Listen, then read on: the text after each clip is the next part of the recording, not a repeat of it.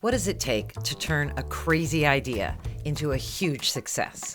Well, you don't get there by following conventional business practices. True innovation often starts off looking completely nuts. Justin TV is one of the worst business ideas I've ever heard. This guy walks into the coffee shop and he's got a baseball cap and a camera and wires going into his backpack. And he goes, I'm going to do a 24-hour reality show of my life on the internet. I'm going to stream it live.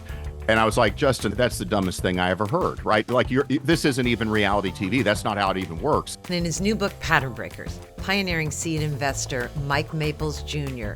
reveals the key strategies driving disruptive startups like Lyft, Twitch, and Airbnb. Here are 6 habits of world-changing startups, according to Mike. First pattern is what Mike calls living in the future. You can look at the future in 2 ways. You can look at the future as a forward extension of the present. But in that kind of a future, the incumbents have all the advantages because they define the rules and they have momentum and they have moats and all these other things. What we want to do as a startup is we only want to pursue futures that are by definition not an extension of the present, right? We don't want to forecast. We want to go from the future backward. We want to backcast. We want to backcast from radically different futures that can't be reconciled with today's present. And it's those futures that give the startup the unfair advantage. And Justin Kahn was living in the future. Justin wanted to be an influencer before there was a term for influencers. And so he built the product that he wanted for himself, but he had a first mover advantage into the future. He's experimenting with expressing yourself live on the internet, taking advantage of CDNs, taking advantage of integrating cellular with CDNs and live streaming and internet software. Nobody's learning as much about that future as he is. The second pattern is what Mike calls an inflection. Whenever there is a major shift that changes the playing field in technology or regulation or culture, this creates an opening to leverage that shift. So a startup needs to have a weapon to fight unfair. The inflections are the way that the startup wages asymmetric warfare on the present. So like Lyft is a company my partner Ann invested in. The inflection was that the iPhone 4S had a GPS locator chip in it. And so all of a sudden, there was a new type of empowerment available. You could locate people algorithmically within 1 meter. This is why I call it like an inflection and not a trend. There was a turning point in empowerment. The day before the iPhone 4S, you couldn't have had ride sharing, but the day after, the conditions now existed for the possibility of a radical breakthrough. If all the incumbents are dinosaurs, we want to be like an asteroid that hits the earth, and now the only thing that's left is mammals, and we're the mammals. The inflection that made Twitch possible was faster internet, which enabled streaming. CDNs were getting better, the broadband was getting better. The person of the year, the prior year had been YouTube, was you, and it was user-generated content. Some ideas sound really bad on the surface, but because they embody these inflections, the founder has the opportunity to navigate it to a better implementation in the future, which is what they did. It became Twitch ultimately, which was a great idea. It was a great implementation that embodied the inflections that they had. The next pattern is insight. Besides an inflection, you also need to figure out what you're uniquely qualified to build that people are desperate for. You need an insight. So I worked with a company called Chegg. They started out as classifieds for college students, and they pivoted to textbook rentals. Their insight was still the same, right? That students wanted to save money, that they were getting ripped off. There were certain things that they are required purchases that could be handled better using the internet.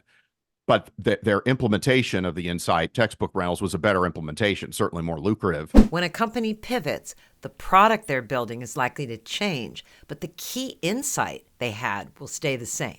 When you have an insight, it's like your pivot foot in basketball.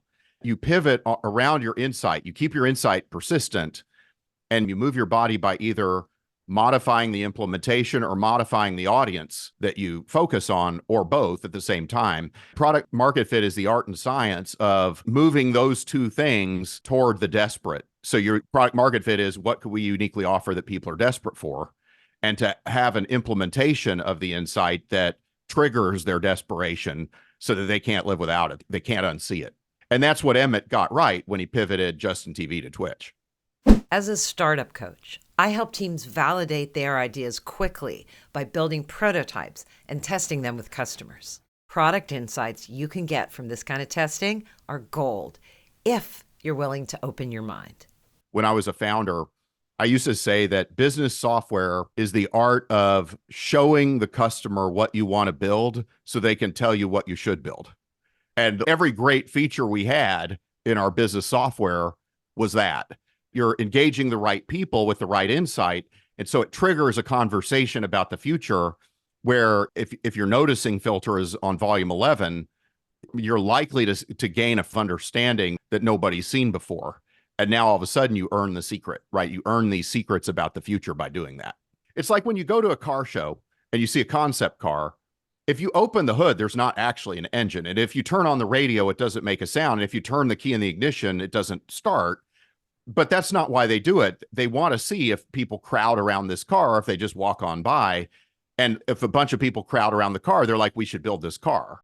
When Twitch pivoted, gaming wasn't their biggest cohort, but it was their most engaged. That made gamers the best early enthusiasts to help Twitch start a movement that now includes all kinds of streamers. A great startup is an optimistic conspiracy to change the future.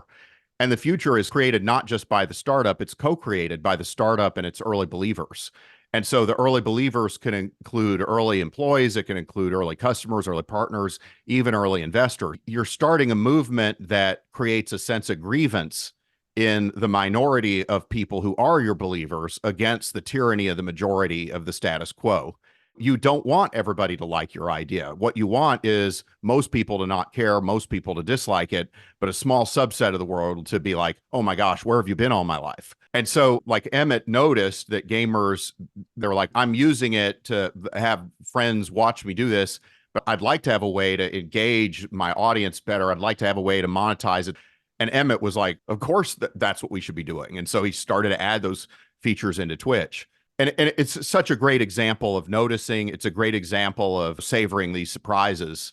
It's funny, almost every example of a company that I've worked with that did well, there's a story like that along the way that happened. There's this eureka moment where it's, holy crap, this is the big idea. If we were too focused, if we were too stubborn-minded, we would have never noticed it. We would have just gone right past it and just kept pursuing our deliberate strategy.